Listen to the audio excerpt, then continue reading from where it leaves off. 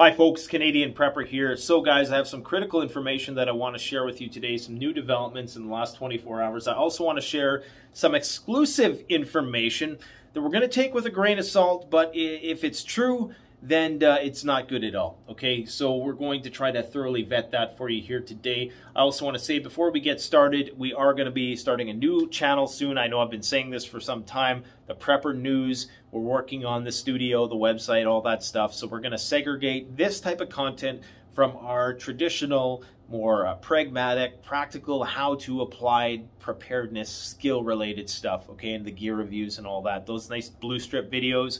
And we're going to segregate the two just to keep everything kosher, because you never know. Sometimes maybe I'll say something stupid one of these days, and I don't want to compromise this channel. So that said, you see this map behind me here? This is called liveuamap.com, okay? It portends to show all of the incidents that are transpiring in Ukraine and, of course, Europe. Okay, so you can go around the map, you see all these little icons signifying convoys, you know, explosions, air raids, skirmishes, POWs taken, all that sort of thing. So you can get a fairly comprehensive bird's eye view of what's happening in Ukraine and around Europe as this thing inevitably spreads over the Ukrainian borders. Now, this is informed by NATO intelligence, by Western media, by Ukraine media. So just take it with a grain of salt. It's probably not completely exhaustive of what's going on. The Russian Defense Ministry is not uploading their information to here. So just, you know, like I say, it's useful if you want to get a sense of what's going on the ground, but it's definitely not the complete picture. I could see this becoming the de facto website that people go to as this thing progresses. Just like Worldometers was for COVID-19 type thing. Now, Poland makes nuke offer to U.S. Probably bad timing on this one, Poland. And I honestly don't think that the U.S. is going to oblige. Something tells me they're not going to oblige. If the U.S. declined to do an ICBM missile test because they didn't want to provoke the Russians, I have a hard time believing that they're going to actually position nuclear weapons in Poland. I just think that that would be a pretty big red line, you know. And not only that, would it serve any use aside just provocation? Because if the hypersonic weapons are real, then, you know, these things would be just sitting ducks. They would be taken out before they could even get them off the ground. Anyways, Deputy Prime Minister, okay, this is the Prime Minister asking for nukes now. This isn't just some random Polish guy on the street yelling out, hey, send us some nukes. This is the Prime Minister. Jaroslaw Kaczynski says stationing U.S. nukes in Eastern Europe would make sense. Now, just imagine that the Russians wanted to put nuclear weapons in Mexico, because this is exactly what that would be. Exactly. In terms of the geographical distance to the lower 48, this is exactly what that would be. Jaroslaw Kaczynski, Poland's deputy prime minister, has spoken in favor of U.S. nuclear weapons being deployed in Eastern Europe, citing Russia's military offensive against Ukraine. Said that fundamentally it makes sense to expand nuclear sharing to the eastern flank, apparently referring to a NATO concept by which the benefits and responsibilities and risks of nuclear deterrence are shared across the alliance. The Polish official noted, however, that such an initiative should come from the U.S. Now, if you recall, Belarus recently approved the placement of nuclear weapons from Russia in Belarus. They wouldn't do that if they weren't serious about it. And a lot of people right now are thinking that this pullback from Kiev is preparing some sort of Belarusian blitzkrieg into that country afterwards, okay? After they're able to regroup, and we'll get into that a bit later. But Belarus is likely to play a more involved role in this whole Ukrainian invasion soon.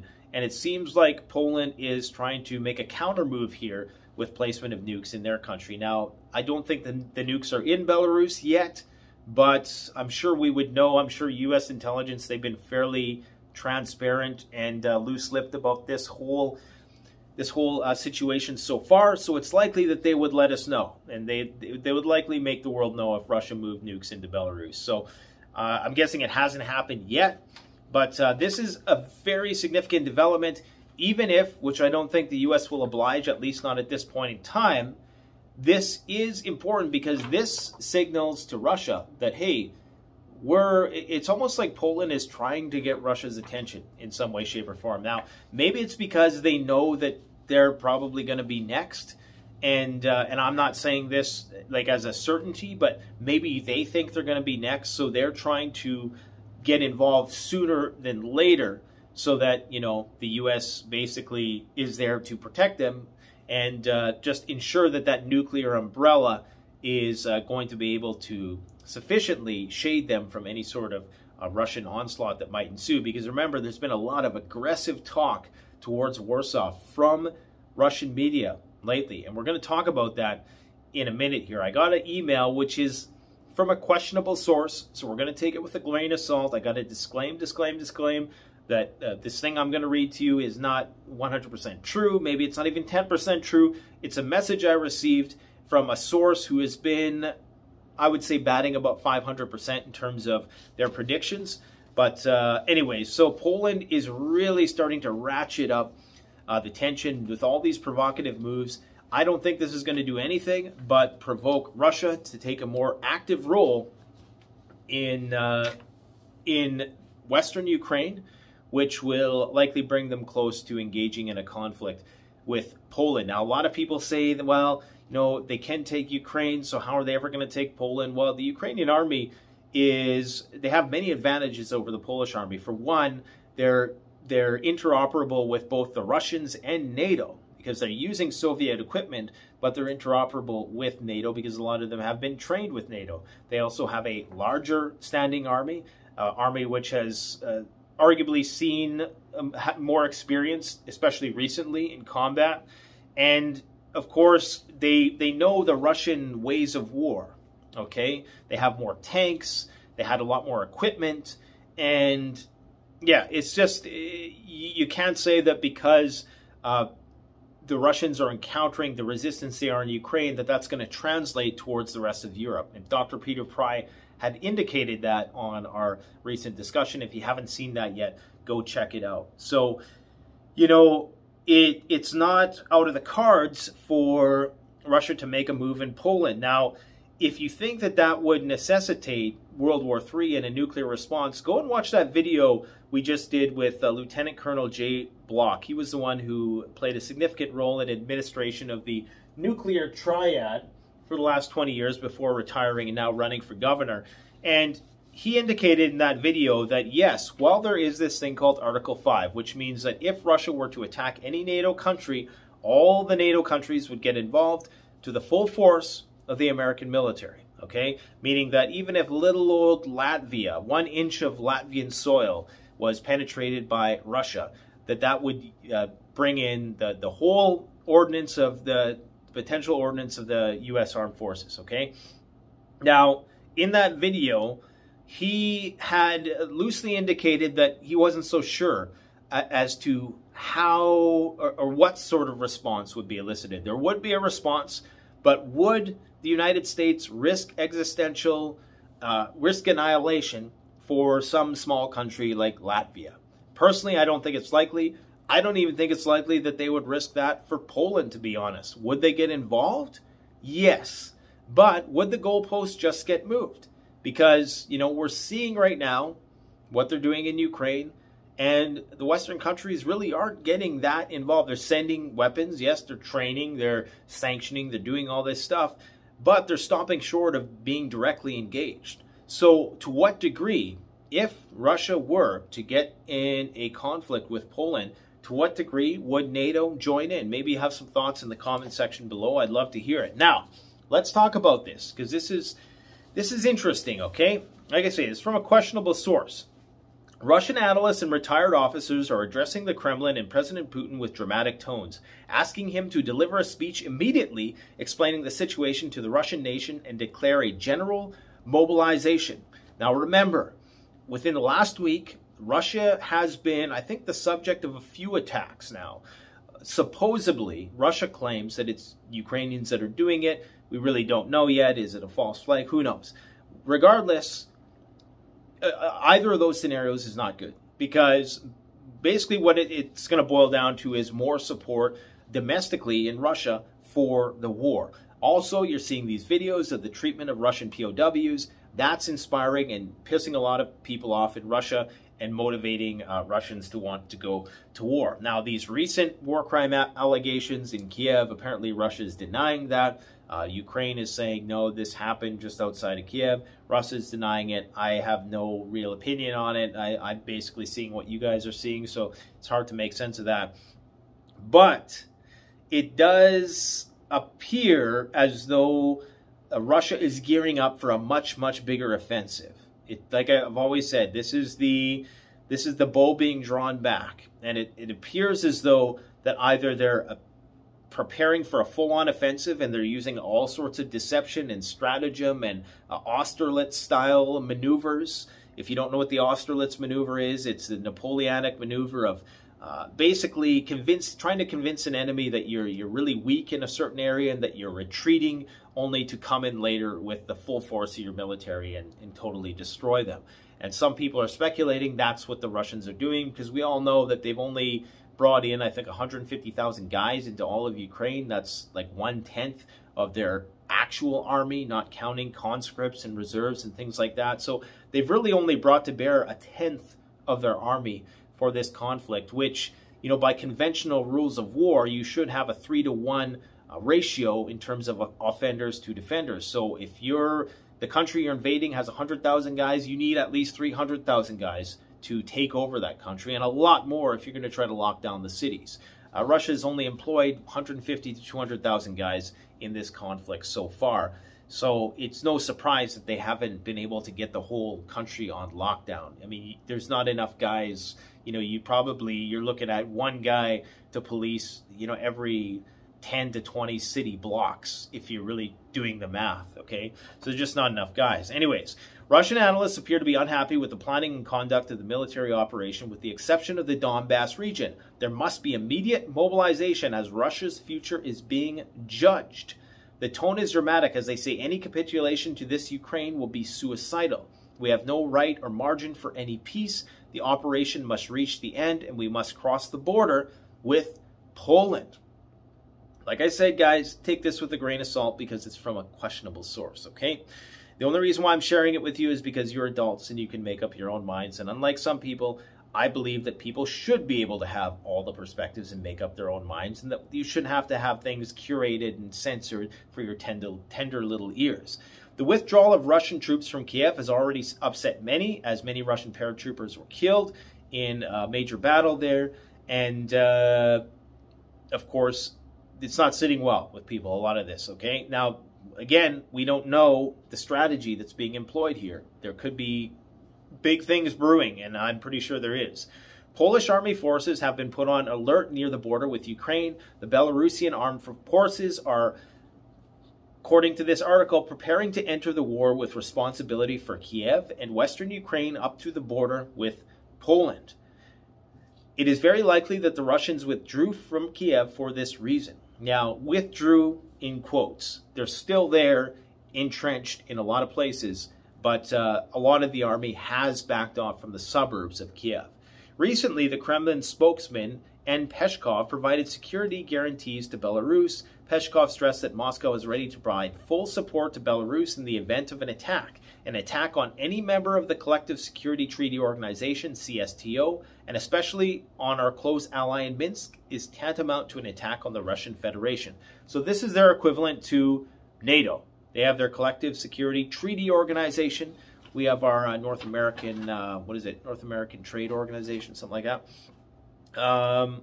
Yeah, so this is saying, guys, that they are preparing to take over the entire country, and that Belarus is going to get involved, and that Poland is going to get directly dragged into this thing. So this is going to get hot in April, and the Donbass is about to get lit up. Based on my best sources that I have, the fight in eastern Ukraine is about to intensify in a massive way, unless there can be some kind of breakthrough within these peace talks, which just really doesn't seem likely right now because, like last night, Zelensky once again calling for more weapons. And, you know, they're doing one thing, they're saying the complete opposite. I just don't see how these peace talks proceed. Everybody's looking for security guarantees, but nobody trusts anybody. Anyways, not looking good. U.S. bracing for millions of new migrants.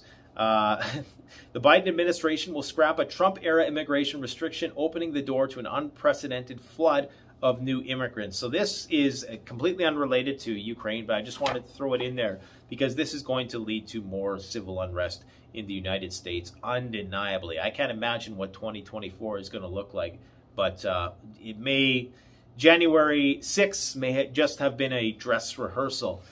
Put it that way. Now, on the topic of immigrants, guys, there's a very important story that I want to share with you here. Now, we did that video on food scarcity yesterday. I'd encourage you guys to go and check it out, please. But this one is important. So Russia to ask for ruble payments for food and crops. So Russia will only export food and crops to friendly countries, in quotes, in rubles or in their national currencies, Dmitry Medvedev, Deputy Secretary of the Country Security Council, has said. Comment comes after Kremlin spokesman Dmitry Peskov said Russia's demand for ruble payments for gas was likely to be applied for more goods. So they're expanding this out. It's not just about oil. It's not just about gas. It's going to be about food and crops as well. And this is very important because all of these countries now have to make a choice. Do we starve to death and not get sanctioned by NATO, or do we get possibly sanctioned by NATO for buddying up with Russia and be able to feed our population? That's what it's going to boil down to, because Russia, Ukraine are producing a significant amount of the world's food, okay? And a lot of that food, because of where they're positioned geographically, goes to Africa, goes to poor Asian countries and Middle Eastern countries. One of which is Egypt, which is hugely dependent on food from those two countries. Now, this other story is important as well. Ukraine March grain exports fall sharply. Ukrainian grain exports in March have been 4 times lower than February levels due to the Russian invasion, the economy ministry has said. Grain shipments overseas, and this is just the existing grain shipments, this isn't the crops which are yet to be in the ground for this year, which a lot of people are thinking may be delayed, if not happening at all, or in big part due to the invasion. Grain shipments overseas included 1.1 million tons of corn, 309,000 tons of wheat, 118,000 tons of sunflower oil, and the ministry added. Ukraine was the world's 4th largest grain exporter in the 2021 season, and because the Russians are blocking the Black Sea and they basically have that on lockdown, they're not able to get a lot of those shipments out to those African countries and the Middle Eastern countries that need it. This is going to create unrest, and once those countries do succumb to famine and high food prices that we could potentially foot here in the West, but where 50% of your income in those countries, it goes to food and just shelter, then those countries are going to suffer. That's going to cause civil unrest, which is going to lead to a huge migration swell into Europe, and which of course is going to destabilize those countries more. That's going to prompt more nationalistic sentiment, which will likely create a new major wave of nationalism, which for all we know is going to be capitalized on by God knows what. God knows what populist movement is going to emerge in Europe. We may well see World War II all over again, the way things are shaping up, because everything is just kind of lining up to be perfectly for history to rhyme, if not repeat. Russian denies Ukraine war crime allegations. I already talked about that. So they deny all the pictures of the bodies in the streets and all that. I must say, it would be kind of strange, and it would be out of sorts from what we've seen so far. And yeah, and if that, let's just say theoretically, if this was something that Ukraine was making up, which I'm not saying they are, by the way, what that means, though, it would be escalatory, because in making these accusations, they're calling on the international community to condemn these actions. And this is not a good sign for peace talks either, no matter how you slice it, whether the Russians actually did it or whether Ukrainians are just saying they did it, because both of those things signal that this thing is only intensifying and it's not getting better. And I sincerely feel at this point, based on all the information I've been getting, that there is going to be a huge swell in eastern Ukraine in the coming weeks with conflict there. U.S. confirms dispatch of chemical weapons protection to the Ukraine. All of these guys, when I name the title, you can just go and Google it if you want confirmation of where I'm getting this information. Lots of it's from Al Jazeera. I know some people, I mean, Al Jazeera is pretty much, it's pretty tame nowadays. It's pretty much like the BBC. The caliber of Western slant is pretty much just like the BBC, but they do have a lot of good real-time updates. Some of this is from WeOn. Yes, I do tap Russia Today occasionally just to kind of get another perspective on things and to try to, you know, see where the truth lies. But yeah, the U.S. is sending a lot of protective equipment, and this basically is supported by or supports all the information I've been getting from our suppliers who have been shipping a lot of personal protective equipment over there. Now, if you guys have purchased personal protective equipment from our store, there was a shortage of NBC 77 filters. These are engineered in the Czech Republic. We recently had a flight delayed with DHL. Now, that shipment has finally arrived in Canada, so those orders are going to be going out next week. So if you've been waiting for stuff, that's the reason why, and we should be able to get all that stuff out next week. All things considering, God willing, as they say. More blasts near the power plant, in the nuclear power plant that I can't pronounce, not the Chernobyl one, but the Zaporizhzhia nuclear power plant. So that's still a big problem out there in Ukraine. UK is being completely cut off of Russian gas. UK is just, you know, not in the Russian good books right now, even though they only get 3% of their gas from Moscow, similar to the United States. When a country gets a certain amount of gas from or resources from a country, they're immediately cut off. It's not just like, okay, gas is going to go up 3%. It's not a one-to-one thing. It's actually disproportionate. So it's almost like there's a bottleneck that gets created, and so it can lead to a much higher price increase than just 3% is what I'm trying to say, because it creates a supply chain issue. Lastly, who's talking about climate change now? What energy producers say. So if you recall, I predicted that the whole climate change thing is not going to be even talked about anymore, because we're entering an era of post-globalization where you're going to have 2 or 3 different trading blocks. You're going to have the Russia-Asia trading block, and you're going to have the Europe-North American trading block, and all of the other countries are going to basically pick sides as to whose side they're going to be on. So it's the end of globalization, and as such, countries no longer have an incentive to do clean energy, aside keeping their own waterways good enough to drink.